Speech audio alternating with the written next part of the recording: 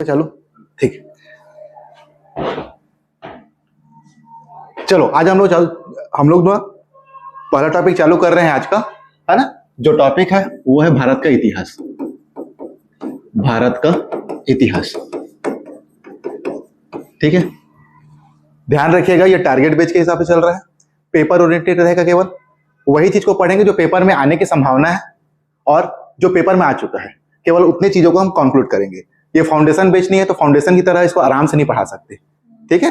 देखिए अगर हम लोग चालू करते हैं चीजों को, तो भारत के इतिहास को पढ़ने के दृष्टिकोण से 3 भागों में बांटा गया है। पहला हिस्सा, दूसरा हिस्सा और तीसरा हिस्सा, ठीक है। पहला हिस्सा को बोला गया है प्रागैतिहासिक काल, प्रागैतिहासिक काल। दूसरा हिस्सा जो है उसको बोलते हैं आद्य ऐतिहासिक, आद्य ऐतिहासिक। और तीसरा वाले को बोलेंगे ऐतिहासिक काल, ठीक है। पहले तो ये 3 चीज समझिए। बात ये है कि ये तीनों को बांटने का आधार क्या है, अगला क्वेश्चन तो यही आएगा, ठीक है। तो तीनों का जो बांटने का जो आधार है, जो बेस है, उसको ध्यान रखा गया है इस समय मिलने वाले अवशेष के आधार पे, ठीक है। और वो भी अवशेष कौन सा, तो लिखित पैटर्न पे, ठीक है। मतलब भारत के इतिहास को 3 सेक्शन में बांटा गया है। वो 3 सेक्शन का आधार क्या है, तो लिखित अवशेष में, या लिखित साक्ष्य बोलते हैं इसको, रिटन एविडेंस, लिखित साक्ष्य, ठीक। अब इसको कैसे समझेंगे, है ना।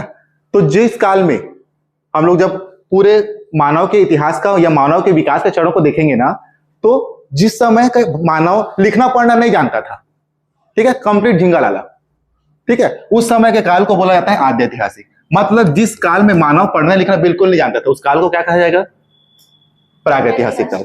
लेकिन जिस काल के मानव ने पढ़ना लिखना शुरू नहीं किया था, ठीक है, या शुरू कर लिया था, सॉरी, लेकिन उसे हमने पढ़ नहीं पाया। मतलब इसको ऐसे समझो कि लिखना तो चालू कर दिया था लेकिन उसको हमने पढ़ा नहीं था, ठीक है। क्या लिखे हैं, कैसे लिखे, समझ में नहीं आ रहा है, ऐसे काल को क्या बोला गया, आद्यहासिक।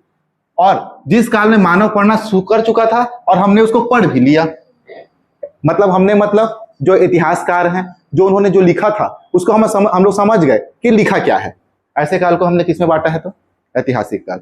मतलब सिंपल सा तरीका है, लिखित एविडेंस जब मिला नहीं, प्रागैतिहासिक। मिला लेकिन पढ़ नहीं पाए, आद्य ऐतिहासिक। मिला और पढ़ लिए तो ऐतिहासिक काल, ठीक है। इसी आधार पे प्रागैतिहासिक काल में कौन से समय के लोग रहते थे, तो जिस समय, मतलब उस समय जो काल था प्रागैतिहासिक काल में, उस काल को बोला गया है पाषाण काल, ठीक है। तो ध्यान रखिएगा, सबसे पहली बार भारत के इतिहास में कौन सा टॉपिक रहेगा, तो पाषाण काल। जिस समय हमने पढ़ा लिखा कुछ नहीं जानते थे, मतलब केवल यहाँ पर क्या होता था, जीवन यापन होता था, मानव रहेंगे कैसे, इस सारी चीज को देखेंगे। आद्य ऐतिहासिक काल में जो टॉपिक रहेगा वो टॉपिक है, वो है सिंधु घाटी की सभ्यता, सिंधु घाटी की सभ्यता। इस समय पढ़ने लिखने वाले लोग चालू हो गए थे लेकिन क्या लिखे समझ में नहीं आ रहा था। मतलब एक सभ्यता शुरू हो चुकी थी, है ना। और ऐसी सभ्यता कहां पर पनपी, सिंधु नदी और उसके आसपास के नदियों के तट पर। इसीलिए इस पूरे काल को एक साथ क्या बोलते हैं, सिंधु घाटी की सभ्यता, ठीक है। और जिस समय पढ़ना शुरू कर दिए थे और हमने समझ लिया, इसको भी 3 भागों में बांटा गया है। ऐतिहासिक काल को 3 भागों में बांटा गया है। पहला भाग है प्राचीन काल, या इसी को बोलते हैं भारत का प्राचीन इतिहास, ठीक है। दूसरा काल बोलते हैं मध्यकाल, भारत का मध्यकालीन इतिहास। और तीसरा काल को बोलते हैं आधुनिक, आधुनिक काल, ठीक है। मतलब हमारा रूपरेखा रेडी है। इतिहास को हम लोग 3 भागों में बांटा है। ऐतिहासिक काल को फिर से 3 भागों में बांटा है, प्रागैतिहासिक काल, मध्यकाल और प्राचीन काल, मध्यकाल और आधुनिक काल, ठीक है। प्रकाश समझ में आ रहा है, ठीक है। अब इन तीनों का जो बांटने का आधार, जिस समय यहां पास पहुंचेंगे ना तो चर्चा करेंगे, ठीक है। जो पहला टॉपिक है आज का वो है पाषाण काल। तो टॉपिक सब जन लिखेंगे साथ साथ। टॉपिक का नाम है पाषाण काल। पाषाण काल, इसे ही इंग्लिश में बोला जाता है स्टोन एज, ठीक है। बात यह है कि इस काल को पाषाण काल क्यों बोला जाता है, ठीक है। तो ध्यान रखिएगा, पाषाण काल बोलने का आधार ही है कि इस समय के लोग, इस समय के जो मानव थे ना, वो अपने जीवन यापन के लिए ज्यादातर या मुख्यतः पत्थर का उपयोग करते थे, ठीक है। पत्थर का ही उपयोग करने का कारण इस काल को क्या बोला गया है, तो पाषाण काल बोला गया है, ठीक है। तो इसमें जो मेनली जो उपयोग वाले तत्व थे वो क्या थे, पत्थर थे, केवल पत्थर थे क्या? नहीं, पत्थर मुख्यतः था, पत्थर के साथ में बाकी चीजें करते गए। ठीक है, समझ में आ रहा है इतना दूर तक? ठीक है। अब पत्थर, बड़ा पत्थर उपयोग करते थे कि छोटा पत्थर उपयोग करते थे कि कौन सा करते थे? अध्ययन से समझ में आया कि जो मानव थे ना, वो कभी ना कभी पत्थर के अलग अलग आकार के आधार पर उन लोग अपना जीवन यापन करते थे। कुछ मानव बहुत बड़े बड़े पत्थर का उपयोग करते थे पहले के समय पे, बड़े बड़े पत्थर का। ठीक है, उसके बाद में पत्थर क्या हो गया? छोटा हो गया, तो छोटे छोटे पत्थर। ठीक है, बड़ा हो गया, छोटा हो गया, और उसके बाद में तीसरा पत्थर आया, वो आया था, अब इन लोग पत्थर को ना बहुत ज्यादा क्या करते थे? शार्प कर दिए थे, नुकीला कर दिए थे। मतलब इन लोग हल्का सा यांत्रिकी चीज को सीख गए थे, मतलब कुछ ऐसा तकनीक सीख गए थे जिससे उन लोग क्या कर लेते थे? उसको शार्प कर लेते थे, नुकीला कर लेते थे। इसी आधार पे ना वो बड़ा था ना वो छोटा था, वो क्या था? नुकीला था। ठीक है, तो जो ऐतिहासिक मतलब जांच करते हैं, जो भारत के पुरातत्व विभाग वाले हैं, उन लोग देखे कि भारत में कुछ लोग या इस क्षेत्र के कुछ लोग क्या करते थे? बड़े बड़े पत्थर का उपयोग करते थे, कुछ लोग छोटे पत्थर का उपयोग करते थे, और समय बदलते बदलते इन लोग कहां पहुंच गए थे? नुकीला पत्थर। ठीक है, इसी आधार पे पाषाण काल को 3 भागों में बांटा गया है। पहला पाषाण काल को बोला गया है पूरा पाषाण काल। ठीक है, और इसकी मुख्य विशेषता क्या होगी? इस समय के लोग बड़े बड़े पत्थरों का उपयोग करते थे। ठीक है, इसीलिए इसको मैक्रोलिथिक भी बोला जाता है। मैक्रोलिथिक, लिथिक मतलब होता है पत्थर और मैक्रो मतलब होता है बड़ा पत्थर। ठीक है, तो मैक्रोलिथिक किसको बोलते हैं? तो पूरा पाषाण काल। ठीक है, इस समय पत्थर छोटे हो गए, छोटे होने के कारण इसको क्या बोला जाएगा? माइक्रोलिथिक। तो किस काल को माइक्रोलिथिक काल बोला जाता है? तो ध्यान रखिएगा, इस काल, जिस काल में छोटे छोटे पत्थर का उपयोग किया जाता था। ठीक है, इसे ही मध्यकाल या मध्य पाषाण काल भी बोला जाता है।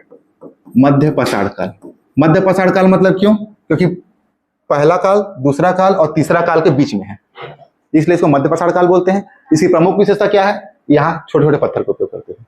ठीक है, और ये आधुनिकीकरण आ गया है, नुकीला हो गया है, इसीलिए इसको नियोलिथिक बोलते हैं, या इसे ही क्या बोलते हैं? नवपाषाण काल।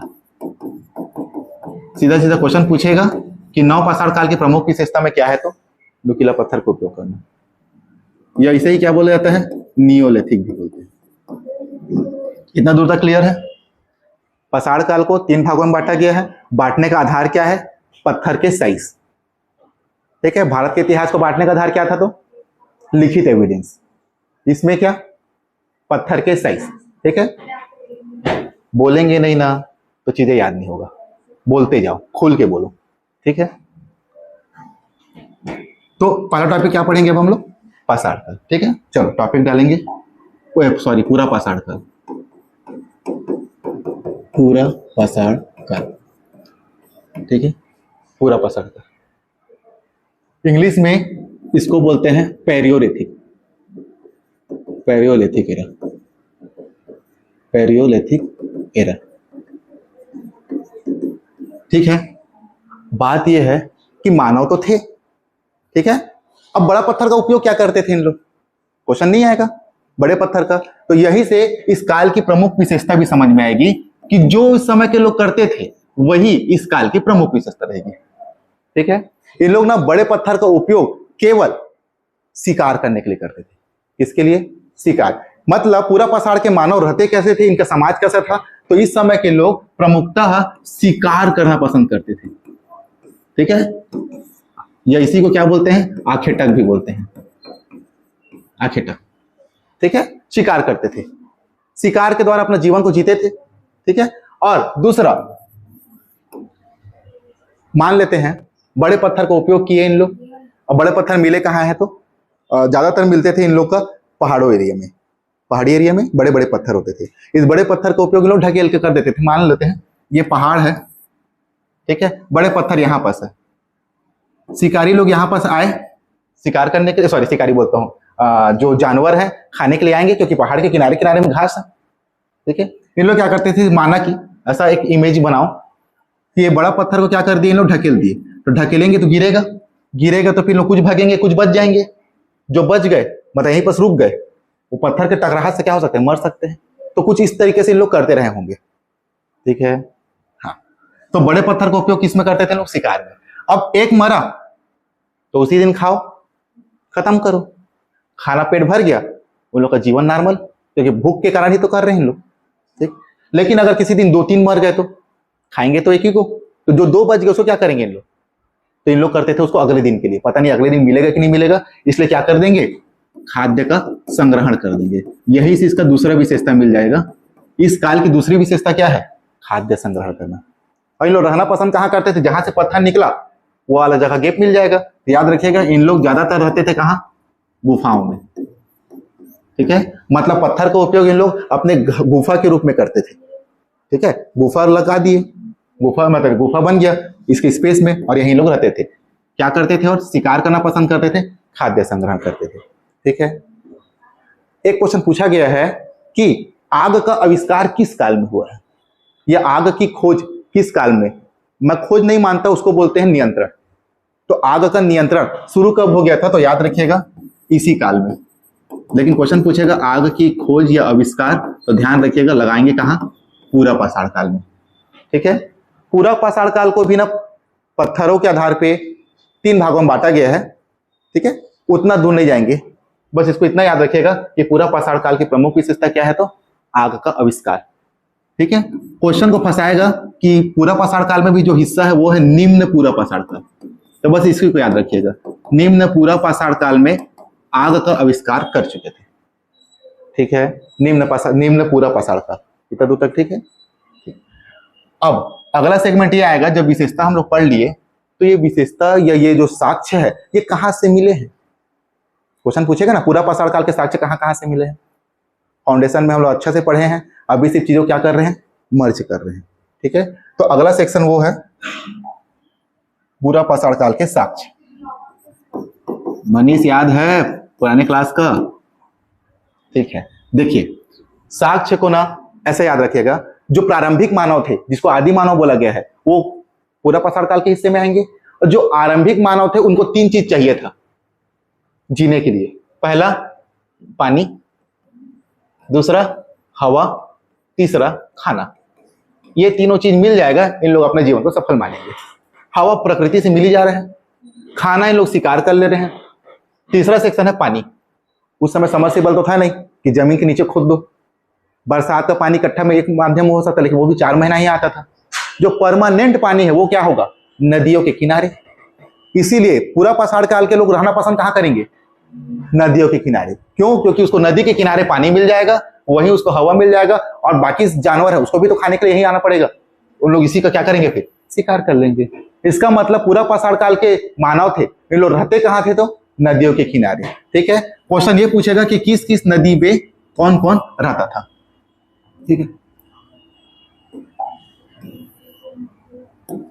ध्यान रखिएगा,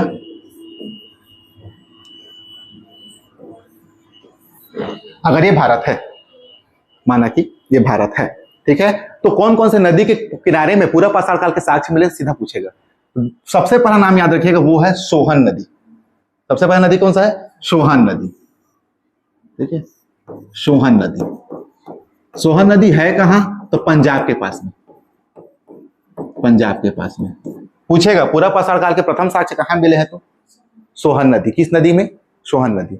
एक नदी याद रखिएगा यूपी में, यूपी में नदी का नाम है बेलन नदी, बेलन नदी।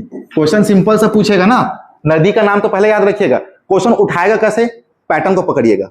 पूछेगा बेलन नदी संस्कृति किस काल की विशेषता है, ठीक है, तो क्या लगाओगे? पूरा पाषाण। पूछेगा सोहन नदी संस्कृति किस काल की विशेषता है? पूरा पाषाण, ठीक है। एक नदी याद रखिएगा नर्मदा, नर्मदा है आपको, अच्छा ये यूपी में है, नर्मदा है मध्य प्रदेश, ठीक है। इसी के पास में एक गुफा है, गुफा है, ठीक है। गुफा का नाम है भीमबेटका, भीमबेटका। क्या विशेषता है भीमबेटका की? तो ध्यान रखिएगा भीमबेटका एक गुफा है जो कहां है? मध्य प्रदेश में। किस नदी किनारे है? नर्मदा नदी। इतना दूर तक ठीक है।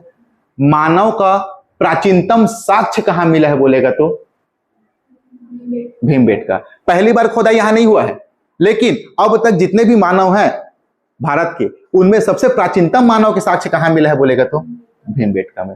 इवन विश्व में भी सबसे प्राचीनतम साक्ष्य यही मिले हैं। तो विश्व की सबसे प्राचीनतम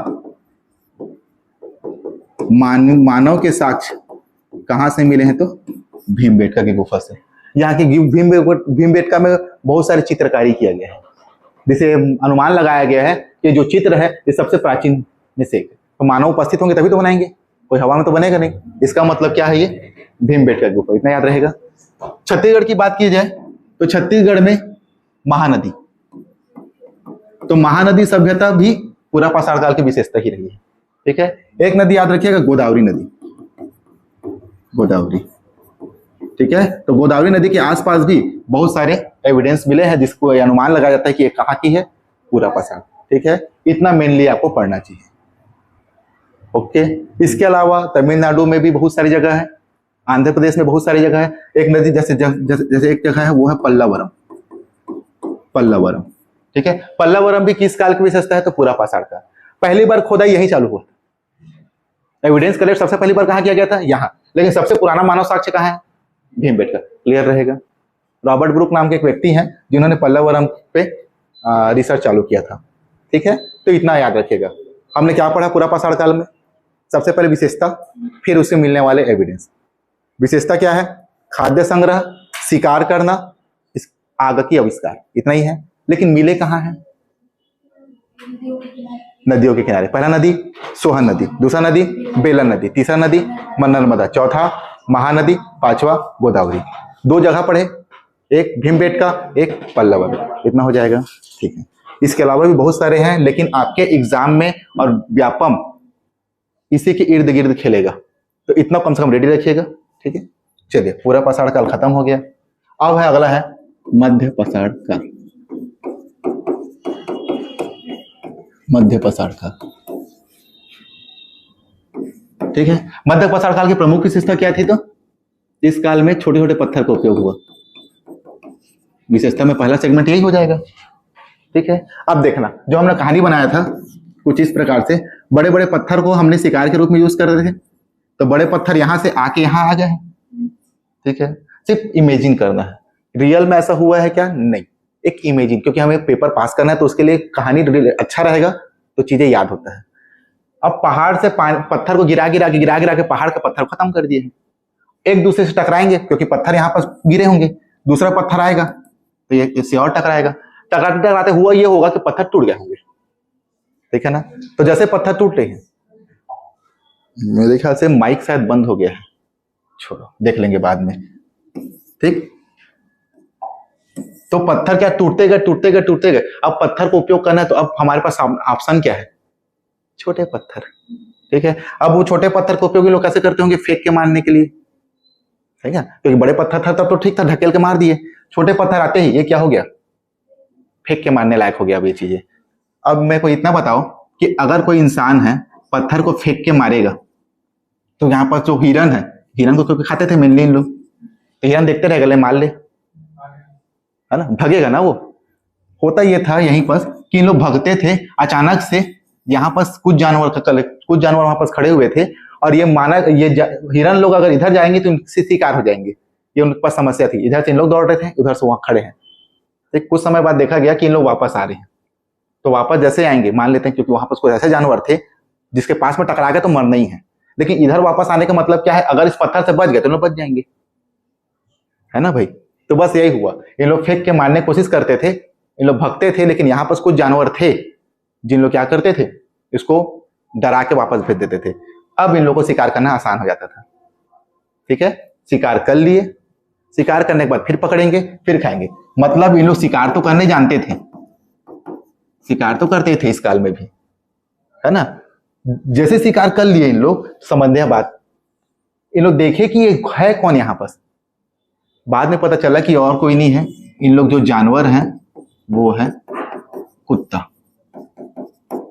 ठीक, और ये कुत्ता लोग इन लोग की प्रोटेक्ट नहीं करते थे, इन लोग किनारे किनारे बढ़ जाते थे। ठीक है, तो जैसे ही बैठेंगे तो इन लोग क्या करते थे? कुछ खाना दे देते थे, क्योंकि इन लोग को पता है कि इन्हीं के हेल्प से हम लोग क्या कर रहे हैं? शिकार कर रहे हैं। तो कुत्ता भी इन लोगों को खाएगा क्या? नहीं, हिरन खाने को मिल जा रहा है, मान लेते हैं शिकारी चीज मिल जा रहा है, तो इनका प्रेम इनके प्रति आएगा कि नहीं आएगा? इनका भी प्रेम इनके प्रति आएगा कि नहीं आएगा? आएगा। तो दोनों दोनों एक दूसरे को पसंद कर रहे हैं, इसका मतलब ये इसके साथ घूमना पसंद करेगा। और यहीं से ही मध्यकाल की जो दूसरी सबसे बड़ी विशेषता है वो है पशुपालन। तो पशुपालन की शुरुआत किस काल में हुआ है बोलेगा तो मध्यकाल में। ठीक है, पशुपालन की शुरुआत कब हुआ है? मध्यकाल में। पशुपालन वाला पहला जानवर कौन सा है पूछेगा तो कुत्ता। ठीक है, पहला पशुपालन वाला जानवर कौन सा है तो कुत्ता है। यहां तक क्लियर है? ठीक। तीसरा, अरे सॉरी,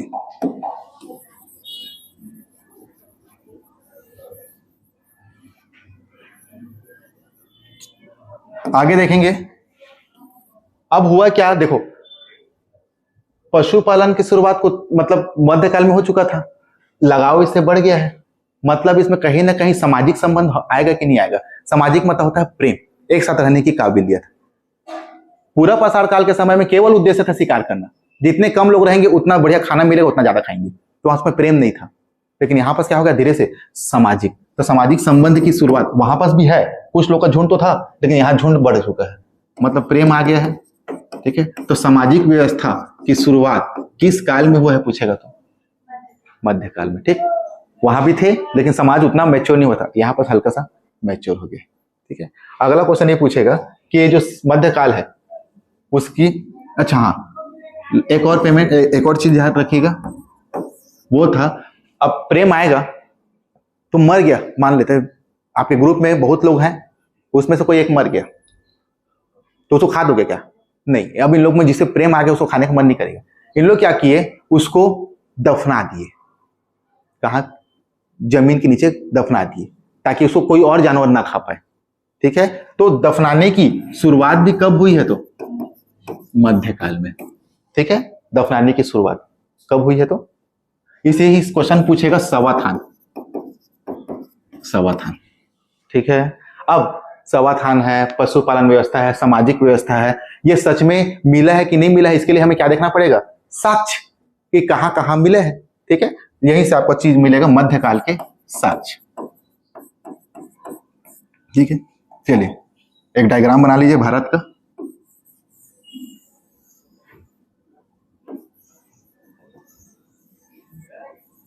बाप रे,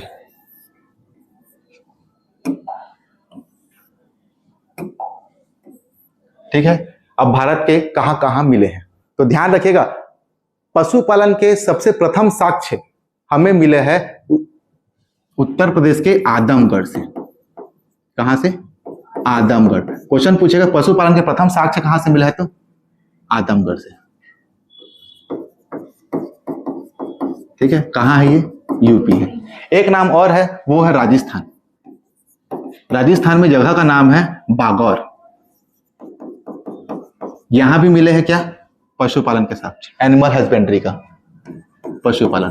तो पशुपालन के दो साक्ष्य मिले हैं। पहला साक्ष्य कहां है? आदमगढ़। दूसरा क्या है? महदा, सॉरी क्या, बागौर।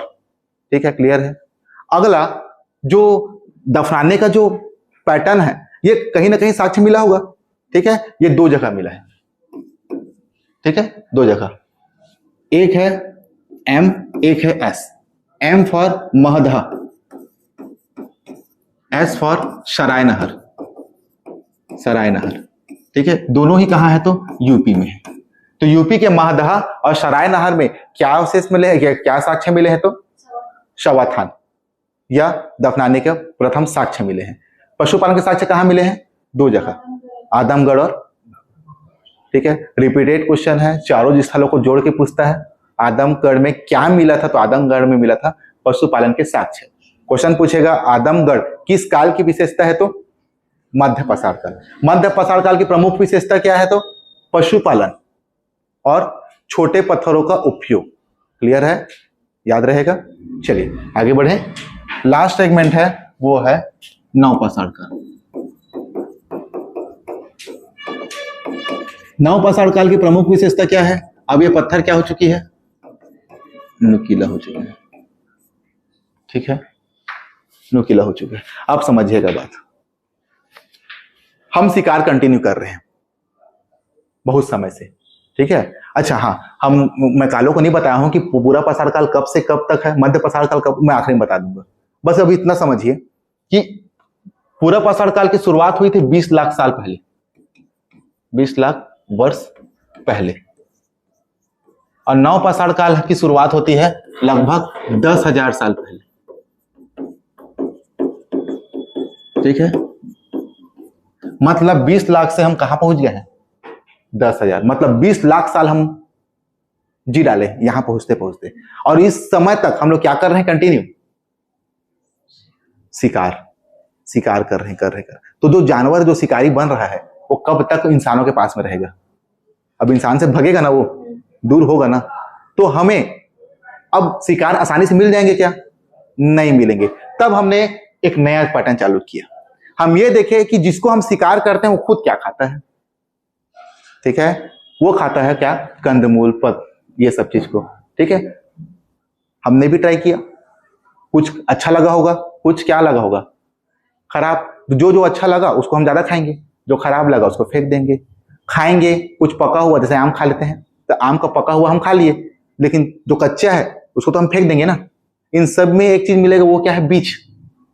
बीज हम जैसे फेंकेंगे वो तो नीचे पड़ गया, कुछ समय बाद वहां से नया पौधा आएगा कि नहीं आएगा?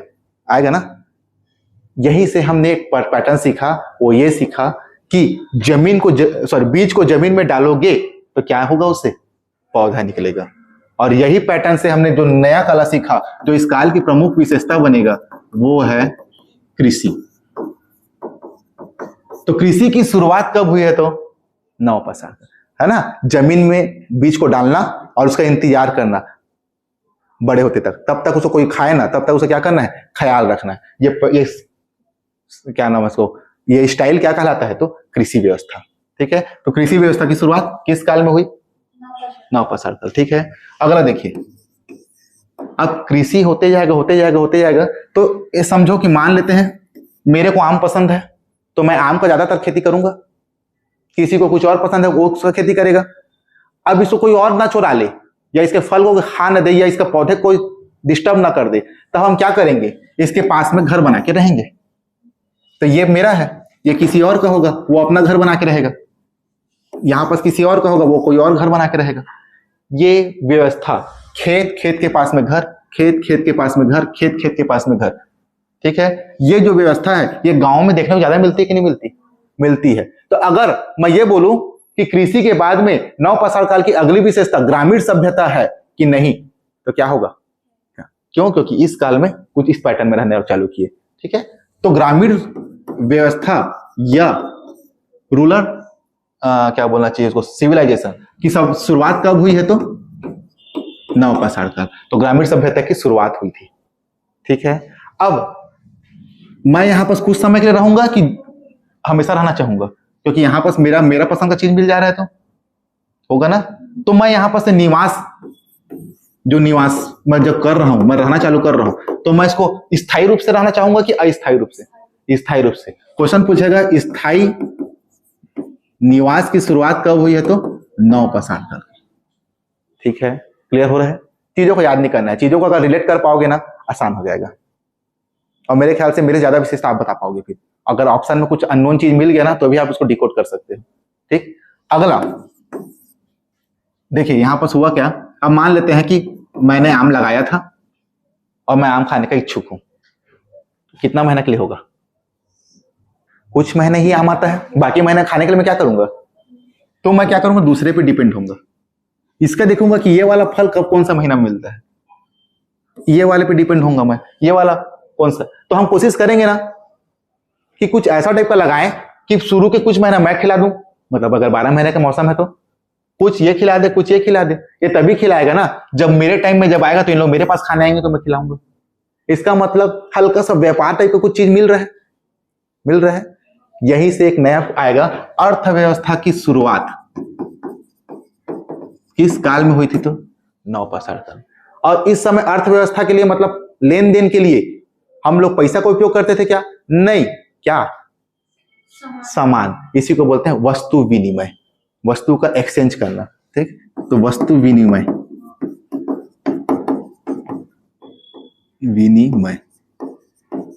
ठीक, तो वस्तु विनिमय की शुरुआत कहां हुई है? तो नव पाषाण।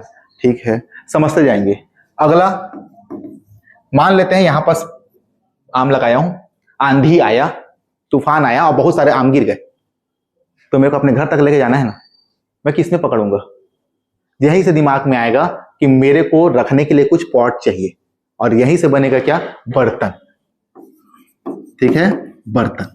तो बर्तन की शुरुआत कब हुई है? तो नवपाषाण। बर्तन बनाने के लिए कोई ना कोई चीज की जरूरत पड़ेगा, बनाएंगे किससे बर्तन? तब हम लोग चालू करेंगे क्या? मिट्टी के बर्तन। मिट्टी से डिजाइन देंगे, सूखने के लिए रख देंगे और बनेगा क्या? बर्तन। तो मिट्टी के बर्तन की शुरुआत कब हुई है? तो नवपाषाण तक। ठीक है, अब मान लेते हैं कि इतना बड़ा बर्तन है तो हम लोग पकड़ के ले आए, और एक ही बार में तूफान आया, आंधी आया सॉरी, और बहुत सारे फल गिर गए, तो मेरे पास में इतना बड़ा बर्तन की जरूरत पड़ेगी ना, नहीं तो मैं बारी बारी करते जाऊंगा, आना ले जाना, और रखूंगा कहाँ? घर में ले जाऊंगा, यहीं तो रखूंगा, और कहाँ रखूंगा? ठीक है, समस्या ये था कि एक ही बार में बहुत सारा गिर जाएगा, तो मेरे को बड़ा बर्तन चाहिए, और बड़ा बर्तन को लाने ले जाने के लिए क्या चाहिए मेरे को? कुछ ऐसा माध्यम जिसको मैं ढकेल के ले जाऊं, और ढकेलने के से ही दिमाग में आएगा कि मैं क्या करूं, इसमें कुछ, इस बर्तन में कुछ चक्का लगा दूं जो ढकेला के आगे बढ़े। चक्का लगेगा तो, है ना भाई प्रकाश? तो इसी तरीके से हम किसकी शुरुआत करेंगे? चक्के बनाने का। पूछेगा चक्का बनाने का या व्हील बनाने की शुरुआत कब हुई है? तो नवपाषाण काल में। ठीक है, तो हमने कुछ विशेषताओं को देखा है। कौन कौन सी विशेषता है? पहला है कृषि, दूसरा है ग्रामीण सभ्यता, तीसरा है स्थायी निवासी, चौथा है वस्तु विनिमय, पांचवा है मिट्टी के बर्तन, अगला है चक्का। इन सभी की विशेषता किस काल में पाई जाती है? नवपाषाण काल। ठीक है, अब सही में ये है कि नहीं है, इसके लिए हमें किसकी जरूरत पड़ेगी? साक्ष्य। और वो साक्ष्य कहां कहां से मिलेगा, यही पूछेगा। ठीक है, तो अगला है आपका नवपाषाण काल के संबंध में साक्ष्य। ठीक है, कुछ स्थल का नाम बता रहा हूं, जिसको ध्यान से रट लीजिएगा।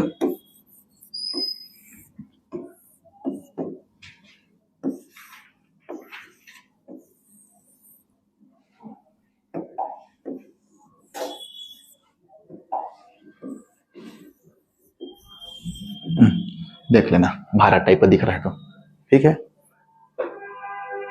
कोशिश करेंगे कि स्थलों को रट लेना। ध्यान रखिएगा, विश्व में पहला कृषि के साक्ष्य कहां मिला है पूछेगा, तो वो जगह है मेहरगढ़।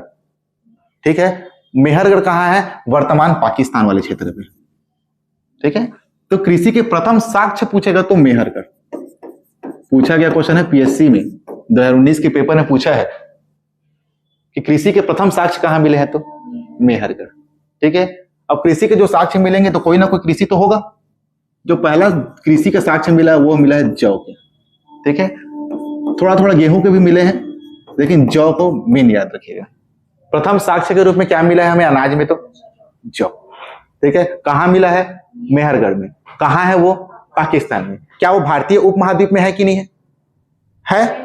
भारतीय उपमहाद्वीप में पाकिस्तान आता है, इसीलिए क्वेश्चन को हमेशा लगा के देगा कि भारतीय उपमहाद्वीप में कृषि के प्राचीनतम साक्ष्य कहां मिले हैं? तो मेहरगढ़। पाकिस्तान का नाम लेके नहीं पूछेगा, वो क्या पूछेगा? भारतीय उपमहाद्वीप। लेकिन अब अगला सवाल ये आएगा कि भारत में ही पहली बार साक्ष्य, मतलब पहली सबसे प्राचीनतम कृषि के साक्ष्य कहां मिले? ये तो भारतीय उपमहाद्वीप का आंसर है, लेकिन भारत के अंदर भी तो मिलना चाहिए। हमने देखा कि भारत का सबसे प्राचीनतम जो साक्ष्य है कहा कृषि संबंधित, वो स्थल है कोल्डी हवा। क्या? कोल्डी हवा। ठीक है, कोल्डी हवा। कोल्डी हवा कहां है? तो यूपी में। ठीक है, तो कृषि के सबसे प्राचीनतम साक्ष्य भारत में कहां मिला है? तो कोल्डी हवा। और यहां भी कोई ना कोई अनाज तो लगाए होंगे, और यहां जो अनाज लगा है वो है चावल। अब आपका क्वेश्चन बदल जाएगा, चावल के प्राचीनतम साक्ष्य कहां मिला है? तो कोल्डी हवा। जौ गेहूं के प्राचीनतम साक्ष्य कहां मिला है? मेहरगढ़। भारतीय उपमहाद्वीप के सबसे प्राचीनतम साक्ष्य मेहरगढ़, और भारत का कोल्डी हवा। ठीक है, एक क्वेश्चन पूछा जाएगा चावल के संबंध में, मानव ने पहली बार खाद्य या मानव ने पहली बार कौन से अनाज का खाने के रूप में उपयोग किया? तो चावल है। ठीक है, कृषि के प्राचीनतम साक्ष्य के अवशेष मिले हैं जौ, लेकिन खाने के जो साक्ष्य मिले हैं वो कहा? चावल। ठीक है, नुकीला पत्थर नुकीला पत्थर का उपयोग इन लोग मान लेते हैं ये नुकीला हो गया है तो इसको पकड़ के किसी न किसी चीज में जोड़ा जाएगा। ठीक है, पत्थर के अलावा ना नुकीला रूप में इन्होंने ना हिरन के सिंग का भी उपयोग किया है एज अ औजार। कौन सा? एज अ औजार उपयोग किया है। तो ध्यान रखिएगा, हिरन के सिंग से बना औजार कहां मिले हैं? तो वो जो साक्ष्य मिले हैं वो मिला है बिहार में। बिहार में जगह का नाम है चिरांद। क्या मिला है? चिरांद। चिरांद में हिरन से बने सिंह का अवशेष मिले हैं। कई बार क्वेश्चन पूछेगा चिरांद किस काल की विशेषता है, तो नवपाषाण काल। क्या मिला ये पकड़ लेते हैं। ठीक है, दो स्थल और जम्मू एंड कश्मीर में मिलेगा।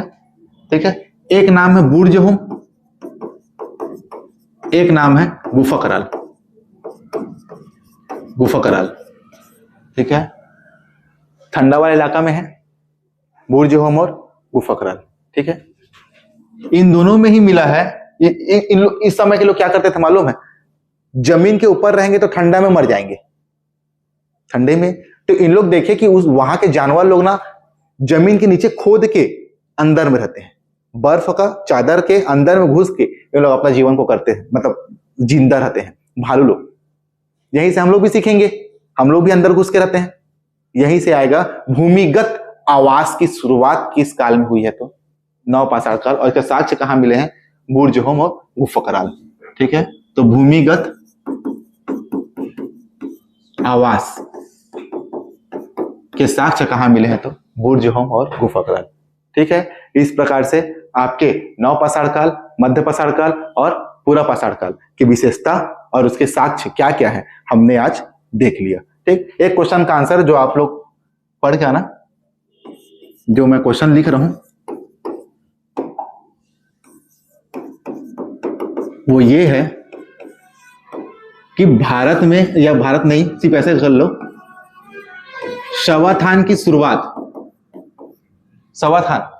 शुरुआत किस काल में हुई है और उसके साक्ष्य कहां से मिले हैं। ठीक, अगला लिखेंगे कपल डेड बॉडी, मतलब जोड़ा में, युगल। ठीक है, क्या? डेड बॉडी कहां से मिले हैं। ठीक, अगला ट्रिपल, 3 लोगों के डेड बॉडी। ठीक है, मतलब ट्रिपल डेड बॉडी के साक्ष्य कहां से मिले हैं ये जानिएगा। सबसे ज्यादा डेड बॉडी कहां मिले हैं?